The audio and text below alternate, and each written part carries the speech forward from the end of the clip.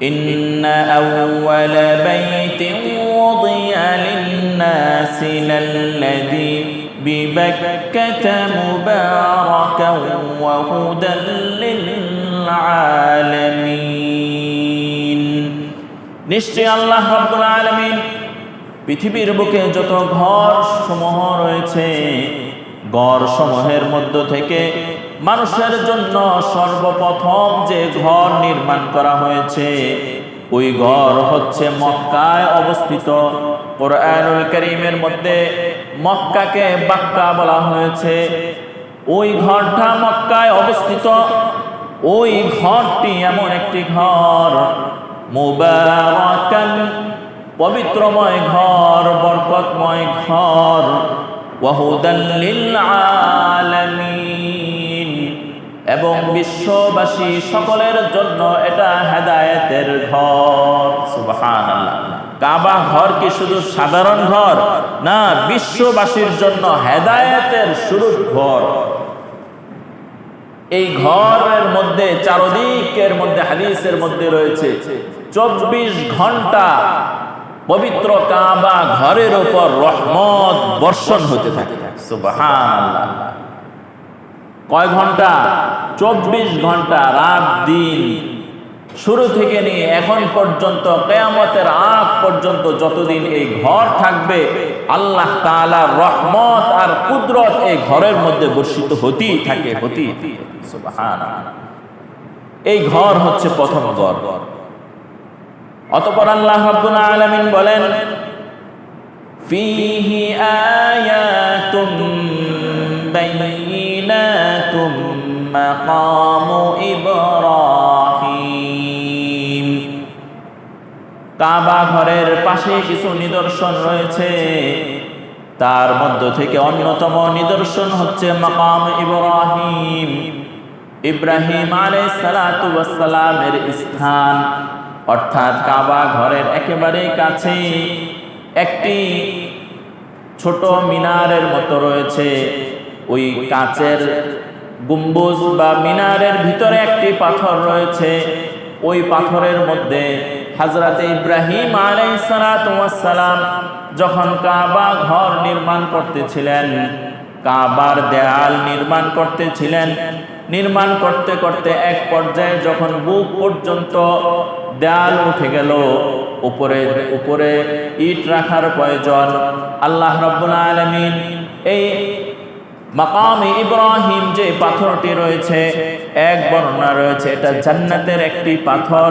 হযরত ইব্রাহিম আলাইহিস সালাতু ওয়াস সালাম এই পাথরের উপর দাঁড়াইলেন। দাঁড়ানোর সাথে সাথে এই পাথরটা লিফটের মতো কাজ শুরু করে দিল।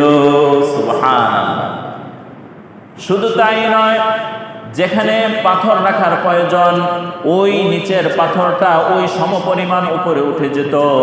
যদি ডানে যাওয়ার প্রয়োজন মনে করতেন হযরত ইব্রাহিম, ওই পাথরটা ডানে সরে যেত। হযরত ইব্রাহিম যদি বাম দিকে যাওয়ার ইচ্ছা করতেন, ওই পাথর হযরত ইব্রাহিম আলাইহিস সালাতু ওয়াস সালামের কলবের অবস্থাও জানতেন, বাম দিকে ঘুরে যেতেন। নিচে নামার প্রয়োজন, পাথরটা নিচে নেমে যেতেন। উপরে ওঠার প্রয়োজন, উপরে উঠে যেতেন। এভাবে পুরা কাবা ঘর নির্মাণ করলেন। নির্মাণ শেষে আল্লাহ রাব্বুল আলামিন ওই যে পাথরটা রয়েছে ওই পাথরের মধ্যে হযরত ইব্রাহিম আলাইহিস সালাতু ওয়াস সালামের পায়ের ছাপ এঁকে দিলেন। সুবহানাল্লাহ। হযরত ইব্রাহিম আলাইহিস সালাতু ওয়াস সালাম পাথরের উপর দাঁড়িয়েছেন, ওই পাথরের উপর হযরত ইব্রাহিম আলাইহিস সালাতু ওয়াস সালামের পায়ের ছাপ লেগে গেছে। এখন আপনি যদি যান পাথরের মধ্যে ছাপ লাগাইতে, 2-3টা পাথরের লাথি মারলে আপনার পায়ের অবস্থা কি? শেষ। ছাপ বসবে? ছাপ বসবে না। তো আল্লাহ তাআলার কুদরতে ওই পাথরের উপর ইব্রাহিম আলাইহিস সালাতু ওয়াস সালামের ছাপ পড়ে গেছে। তো ইব্রাহিম আলাইহিস সালামের পা যেখানে পড়েছে ওটা পাশেই রাখা হচ্ছে। আল্লাহ তাআলা এত কুদরত দিলেন, যারা তওয়াফ শেষ করে, তওয়াফ শেষ করার পর যখন সাই করতে যাবে, সাই করার আগে ওই পাথরের আশেপাশে মাকামে ইব্রাহিমের পাশে 2 রাকাত নামাজ পড়তে হয়। সুবহানাল্লাহ। বরকতপূর্ণ বানিয়ে দিয়েছেন। ইব্রাহিম আলাইহিস সালাতু ওয়াস সালামের পা লেগেছে, ওই জায়গা এত বরকতপূর্ণ হয়ে গেছে যে ওখানে 2 রাকাত কি পড়তে হবে? নামাজ পড়তে হবে। হযরত ইব্রাহিম আলাইহিস সালাতু ওয়াস সালামের স্ত্রী হাজরা আলাইহিস সালাতু ওয়াস সালাম, উনি এমন এক মহিষী নারী ছিলেন, তার কিছু কর্মকাণ্ড আল্লাহ তাআলার কাছে এত পছন্দ হয়েছে, হাজীদের জন্য ওই কাজগুলো কখনো ফরজ কখনো ওয়াজিব করে দিয়েছে। সুবহানাল্লাহ। শুধু তাই নয়, ইব্রাহিম আলাইহিস সালাতু ওয়াস সালামের সন্তান হযরত ইসমাঈল আলাইহিস সালাতু ওয়াস সালাম পায়ের ছাপ যেখানে লেগেছে ওখান থেকে বরকতের পানি শুরু হয়ে গেছে, সেই পানির নাম হচ্ছে জমজমের পানি। কি বরকতপূর্ণ এক ফ্যামিলি! বাবার বরকতে ঘর নির্মাণ হয়েছে, ওই পাথরে ছাপ লেগেছে, আল্লাহ তাআলা ওখানে নামাজ পড়া বরকতের কাজ বলে দিয়েছে। মা দৌড়াদৌড়ি করেছে, ওই কাজ আল্লাহ কাছে পছন্দ হয়ে গেছে, হজের রকম হিসাবে আল্লাহ তাআলা দিয়ে দিয়েছেন।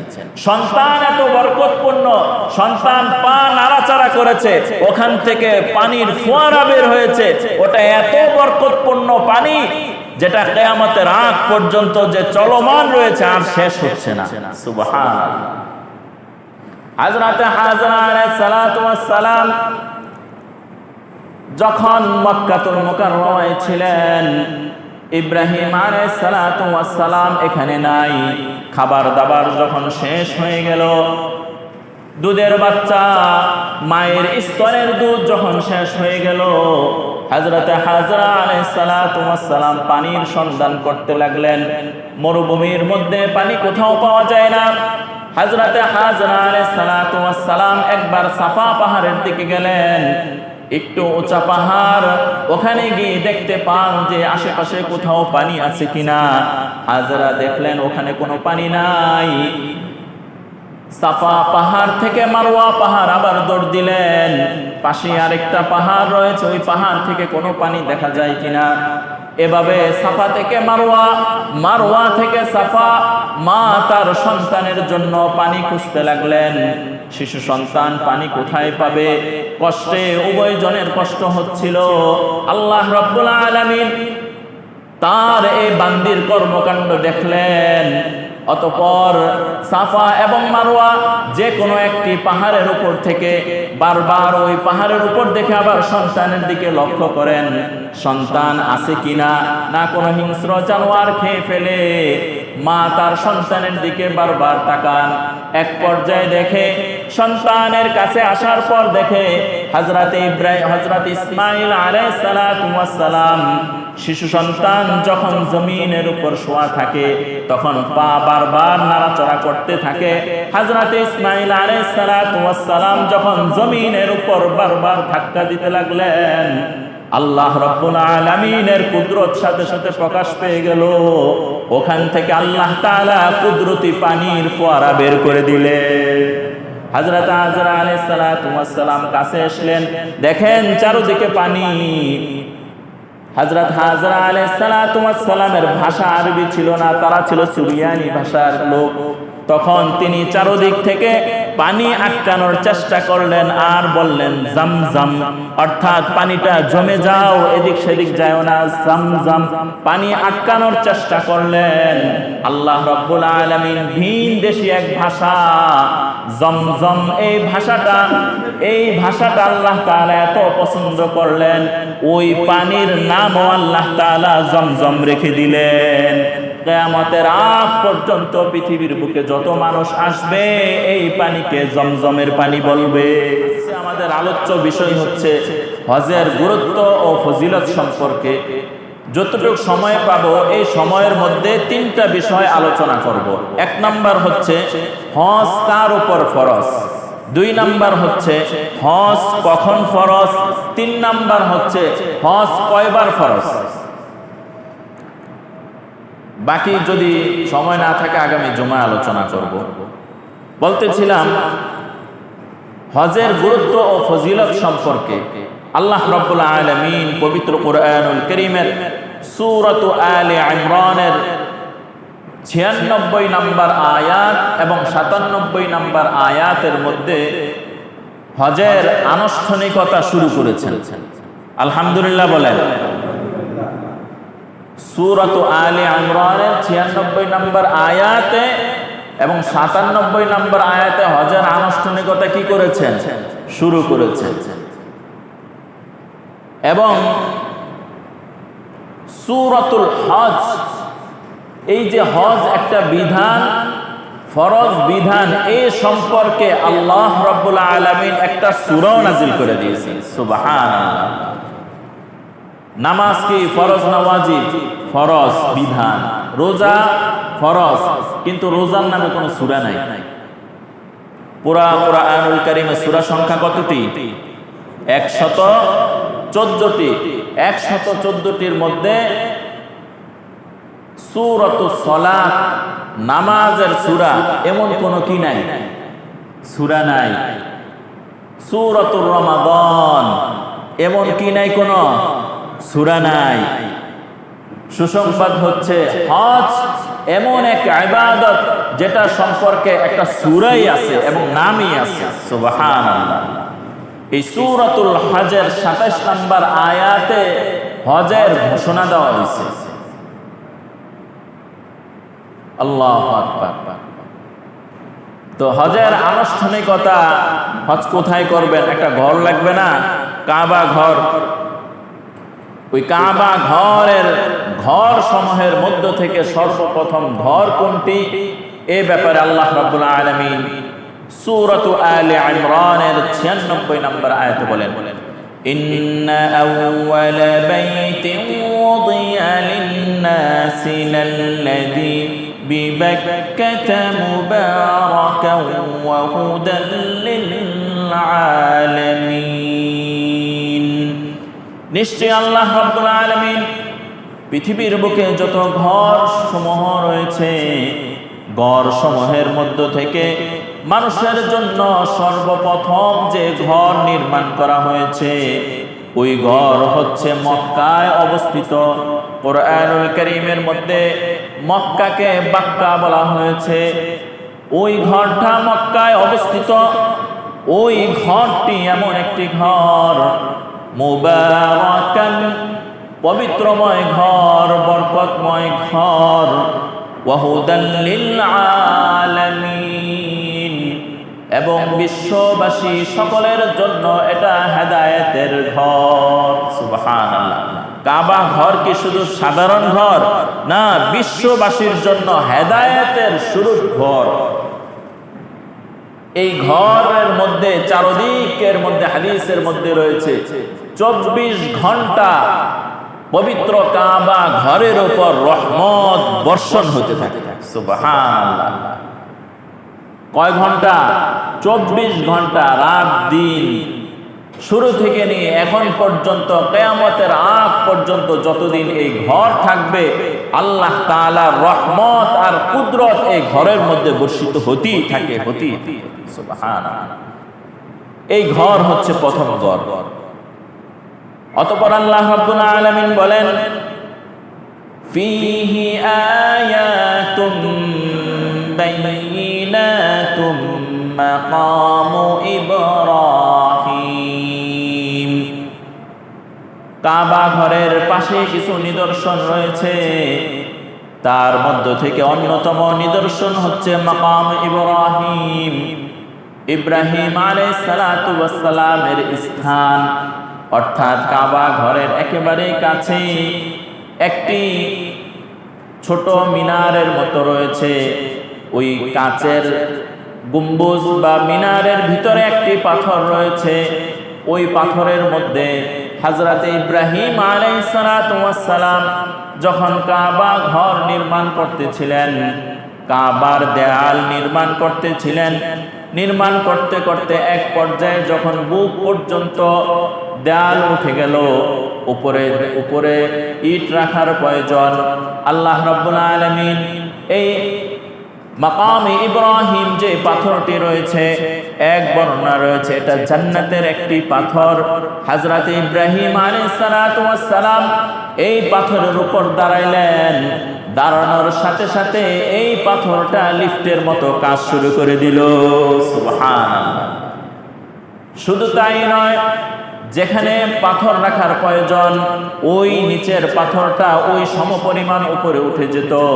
যদি ডানে যাওয়ার প্রয়োজন মনে করতেন হযরত ইব্রাহিম, ওই পাথরটা ডানে সরে যেত। হযরত ইব্রাহিম যদি বাম দিকে যাওয়ার ইচ্ছা করতেন, ওই পাথর হযরত ইব্রাহিম আলাইহিস সালাতু ওয়াস সালামের কলবের অবস্থাও জানতেন, বাম দিকে ঘুরে যেতেন।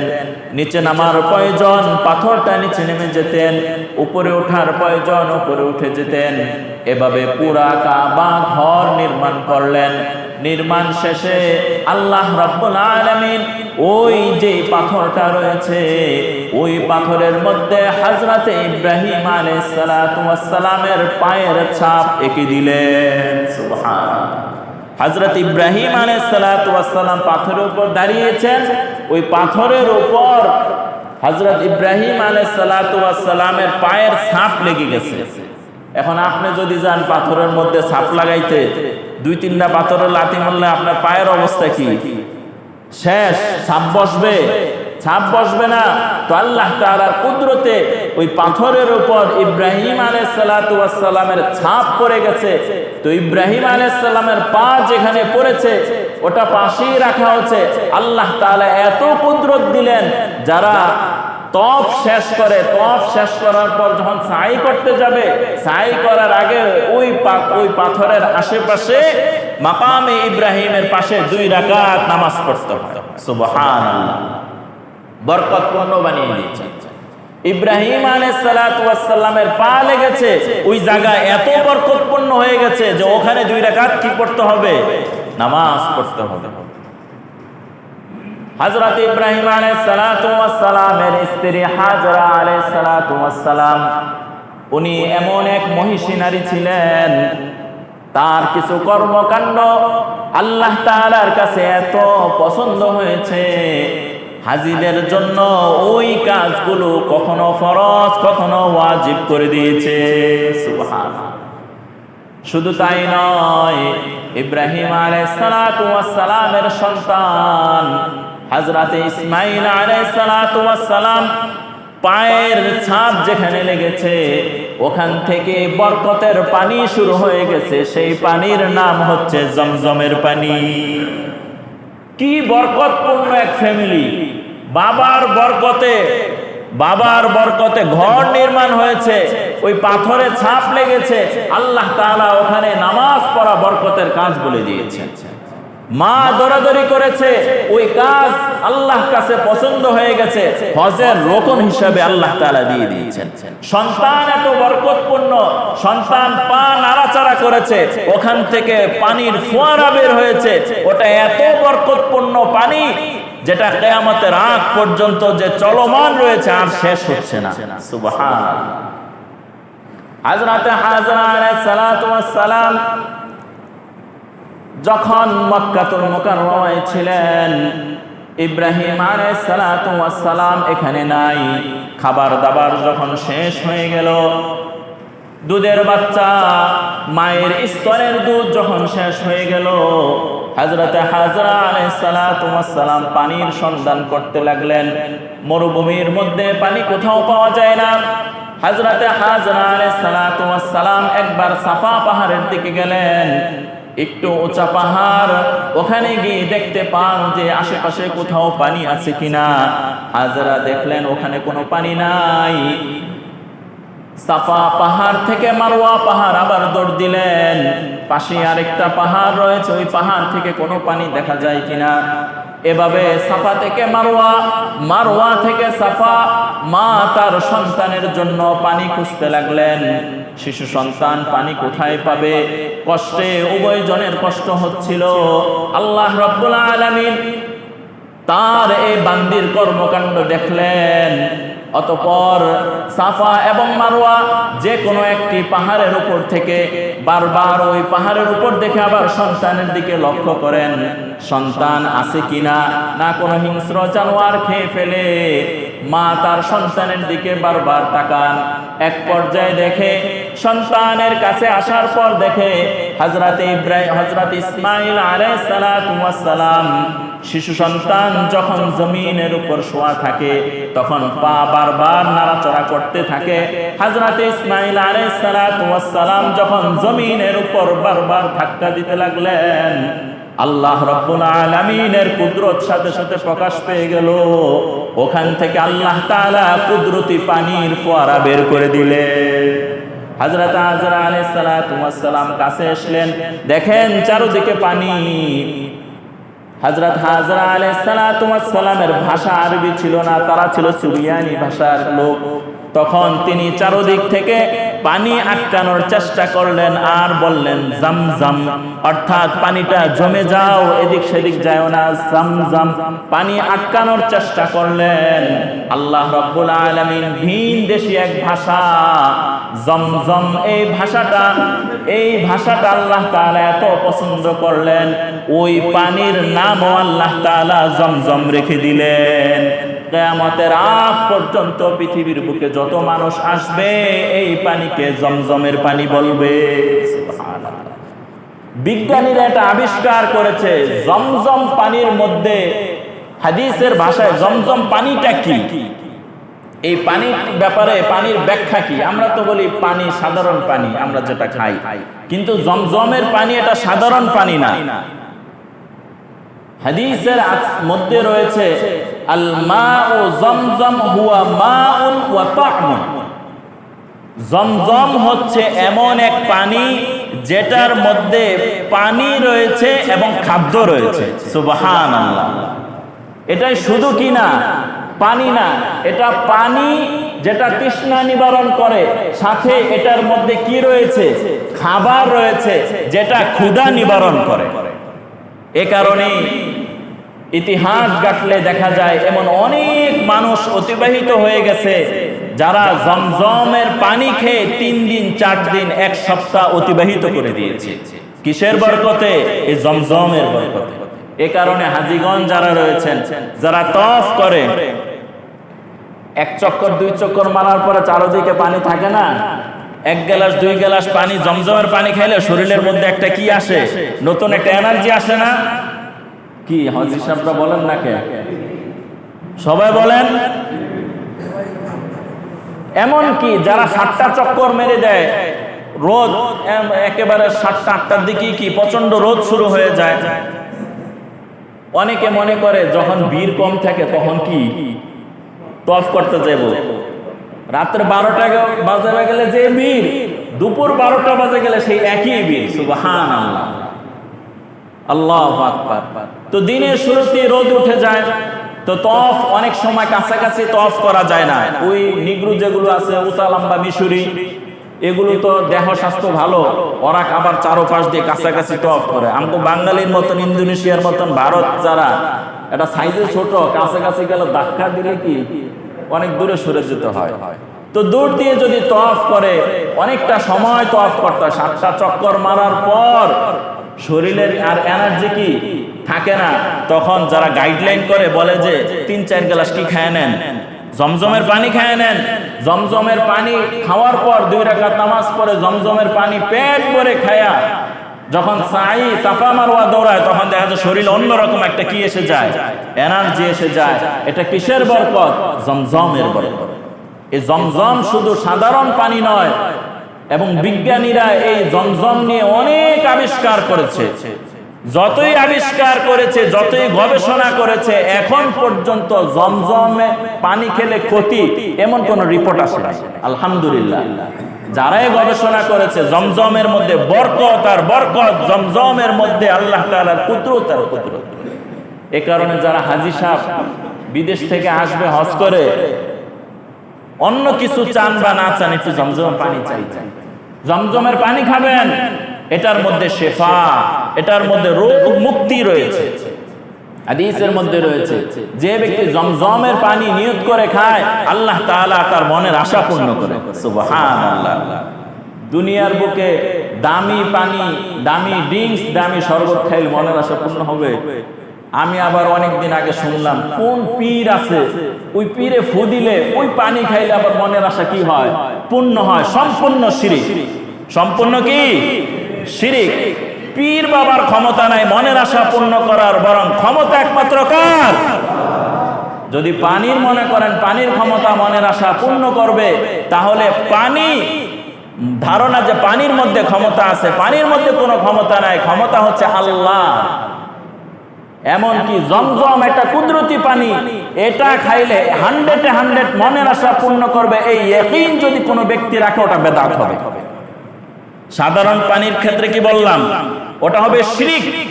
আর জমজমের পানি খাইলে 100 মনের আশা পূর্ণ হয়ে যাবে, এই আকীদা রাখলে ওটা কি হয়ে যাবে? বেদাত হয়ে যাবে। আল্লাহ রাসূল যতটুকু বলেছেন আমাদের শুধু অতটুকুই বিশ্বাস করতে হবে, এটা বরকতপূর্ণ পানি, এটা খেলে আমি হয়তো বা ভালো হতে পারি, বিশ্বাস এতটুকুই রাখতে হবে। একটু বাড়াইবেন, তখন একটু বাড়াইলে হবে বেদাত, একটু বাড়াইলে কি হয়ে যাবে? শিরিক। আল্লাহ তাআলা হেফাজত করে। তো এমন একটা ফ্যামিলি, বরকতপূর্ণ ফ্যামিলি, তো এই বরকতপূর্ণ ফ্যামিলির যে কার্যক্রমগুলো, এগুলো আল্লাহ তাআলা মুমিন বান্দাদের জন্য করণীয় এবং অনুসৃত করে রেখে দিয়েছেন।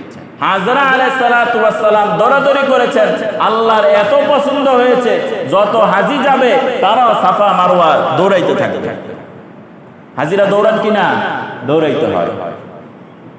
বলতেছিলাম এই হচ্ছে কাবা ঘর শুরুর আরো অনেক ইতিহাস রয়েছে, আমি সংক্ষিপ্তভাবে বলতেছি। অতঃপর আল্লাহ তাআলা বলেন, ওয়ালিল্লাহি আলান নাসি হিজ্জুল বাইতি মান ইসতাতাআ ইলাইহি সাবিলা। আল্লাহ রাব্বুল আলামিন যে ব্যক্তিকে হজ করার সামর্থ্য রেখেছেন, হজ করার তৌফিক দিয়েছেন, ওই ব্যক্তির জন্য আল্লাহ তাআলার ঘর জিয়ারতে এসে যায়। ওয়া মান কাফারা ফাইন্নাল্লাহা গানিয়্যুন আনিল আলামিন। আর যে ব্যক্তি হজ থেকে মুখ ফিরিয়ে নেবে অথবা হজের এই বিধানকে অস্বীকার করবে, তারা যেন জেনে রাখে, পৃথিবীবাসী যেন জেনে রাখে, আল্লাহ তাআলা পৃথিবীবাসীর কাছে মুখাপেক্ষী নন। আল্লাহ তাআলা পৃথিবীবাসীর কাছে কি মুখাপেক্ষী নন? হজ করতে অনেক টাকা লাগে, দরকার কি এত টাকা খরচ করার? আমি গেলাম না, আপনি গেলেন না, আল্লাহর অনেক বড় ক্ষতি হয়ে গেল না? আল্লাহর কিচ্ছুই হয় না, বরং আপনারই কি হয়ে গেল? ক্ষতি হয়ে গেল। তাহলে বিষয়টা হচ্ছে, আমাদের শিরোনামের একটা অংশ হচ্ছে হজ কার উপর ফরজ। উত্তর হচ্ছে এই যে কোরআনুল কারীম সূরাতু আলে ইমরানের ৯৭ নম্বর আয়াতে স্পষ্ট রয়েছে, যে ব্যক্তিকে আল্লাহ তাআলা সামর্থ্য দিয়েছেন সে যেন হজে যায়। এই সামর্থ্য বলতে মানিস্তাতা, সামর্থ্য বলতে কি? সামর্থ্য বলতে মূলত প্রথমত দুইটা। এক নাম্বার হচ্ছে তার নিজ দেশ থেকে ওই হজে যাওয়া এবং আসার পূর্ণ খরচ তার কাছে কি আছে। দুই নাম্বার হচ্ছে তার শরীর স্বাস্থ্য কি আছে? ভালো আছে। তাহলে শরীর স্বাস্থ্য ভালো আছে এবং তার পূর্ণ যাওয়া আসার কি আছে? খরচ আছে। খরচের মধ্যে ওটাও অন্তর্ভুক্ত, আপনি নিজ থেকে হজে যাবেন আবার আসবেন, এই যে মাঝখানের 15 দিন, 1 মাস বা 2 মাস যে সময়টা যাবে, এই সময়ের মধ্যে আপনার ফ্যামিলিকে খরচটা দিয়ে পরে কি যেতে হবে। এই বুজুর্গি চলবে না। বাসায় সবাইরে কয়ে দিলেন গেলাম হজে, বাসার কি হয় আমার খবর নাই, আল্লাহ রাস্তায় বের হয়ে গেলাম, এদিকটা পরিবার কি আউলা জৌলা হয়ে গেল গা, এমন কি করা যাবে না। বরং এটাও প্রয়োজনের অন্তর্ভুক্ত। আপনি যখন হজে যাবেন, যতদিন সফরে থাকবেন, এই মাঝখানের সময়টা পরিবারের উপযুক্ত খরচ দিয়ে পরে কি আপনি হজে যাবেন। আরে অনেকগুলো শর্ত রয়েছে, এই মোটা একটা শর্ত যে টাকা থাকতে হবে, সাথে সাথে শক্তি সামর্থ্য কি থাকতে হবে। এবার আসি 2 নাম্বার পয়েন্ট, হজ কখন ফরজ। বিশেষ করে বাংলাদেশ, ভারত, পাকিস্তান, এই এশিয়ার এই 3টা দেশের অধিকাংশ মানুষের ধারণা হজ ফরজ বুড়া বয়সে। দাড়ি টুড়ি পাইকে গেলে পরে তখন কি করবে? হজ করবে। আমাদের এক উস্তাদ বলছেন যে হজে যখন যাই যত বুড়া দেখি তখন আগেই কনফার্ম এটা বাংলাদেশি নাইলে ইন্ডিয়ান। দাড়ি পাকা সব কোথায় যায়? হজে না। হজ একটা কষ্টসাধ্য জিনিস, পরিশ্রমের জিনিস। অনেক সময় দেখা যায় বার্ধক্য যখন হয়ে যায়, মুরব্বী যখন হয়ে যায়, অনেক বিধান কি থাকে না, মনে থাকে না। তখন দেখা যায় হজের কিছু বিধান রয়েছে যেগুলো ফরজ।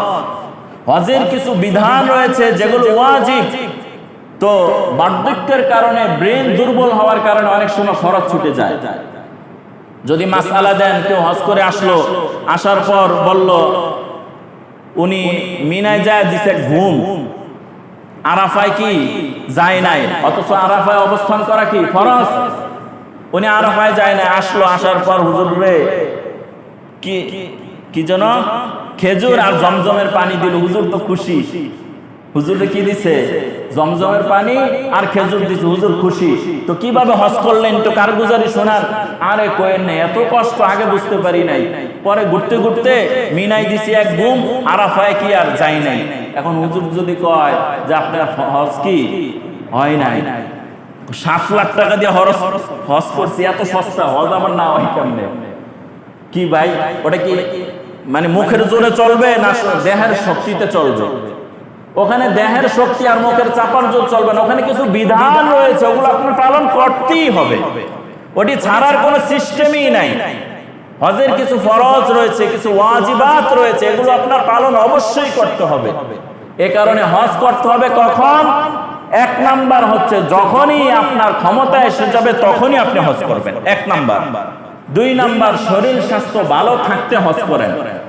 কারণ আল্লাহ রাসূল সাল্লাল্লাহু আলাইহি ওয়াসাল্লাম এ ব্যাপারে হাদিস রয়েছে। হযরত ইব্রাহিম রাহিমাহুল্লাহ তিনি বলেন, আমি আমার বাবার কাছে কোরআন শিখতাম, আমি আমার বাবাকে কোরআন শোনাচ্ছিলাম।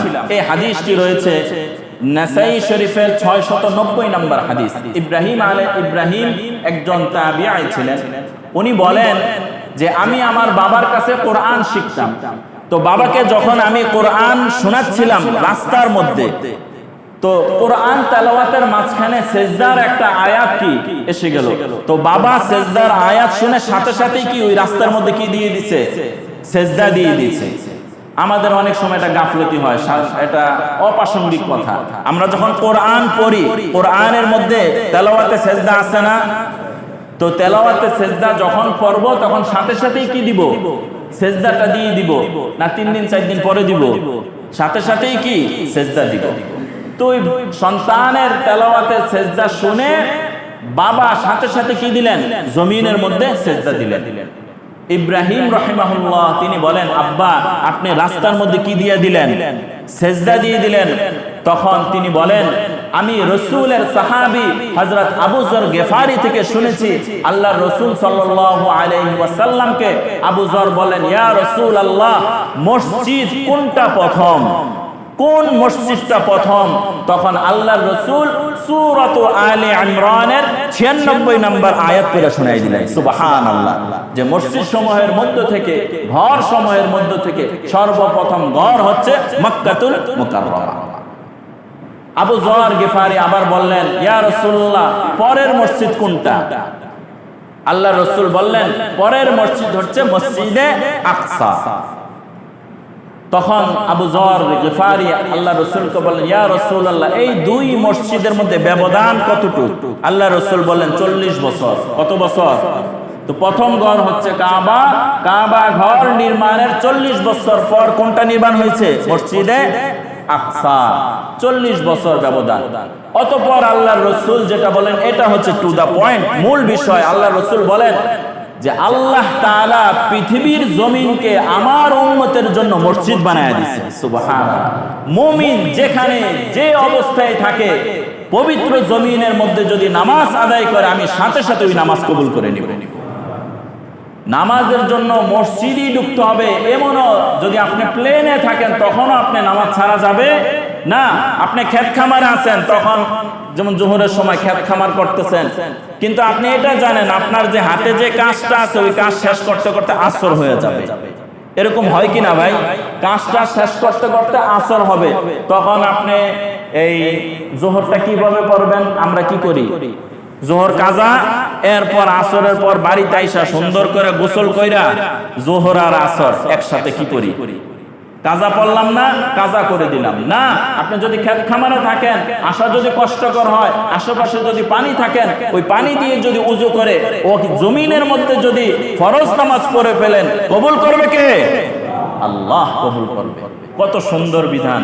তখন আবু যর গিফারি রাদিয়াল্লাহু তাআলা আনহু বলেন যে আমি রাসূলকে জিজ্ঞেস করলাম যে দ্বিতীয় মসজিদ আর প্রথম মসজিদের মধ্যে ব্যবধান এত বেশি 40 বছর, তো জমিনের উপর নামাজ পড়লে ওটা আল্লাহ তাআলা কি করে নেয়? কবুল করে নেয়। অতঃপর হযরত আব্দুল্লাহ ইবনে মাসউদ রাদিয়াল্লাহু তাআলা আনহু এই হাদিসটি রয়েছে আত-তারগীব ওয়াত তারহীবের 1111 নম্বর হাদিস। আল্লাহর রাসূল বলেন মুমিন বান্দা যেন তাড়াতাড়ি কি করে নেয়? হজ করে নেয়। তাআজ্জালু ইলাল হজ্জ ফাইন্না আহাদাকুম লা ইয়াদরি মা ইয়ারিদু লাহু।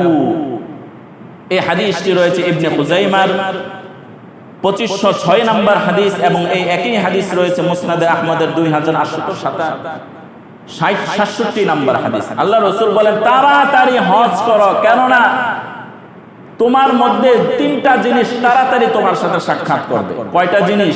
3টা জিনিস। এক নাম্বার হচ্ছে অর্থ তোমার কাছে থাকবে না। অর্থ, যে অর্থটা বর্তমান আছে এই অর্থটা তোমার কাছে কি থাকবে না। 2 নাম্বার হচ্ছে যে সুস্থতা আছে এই সুস্থতাও কি থাকবে না।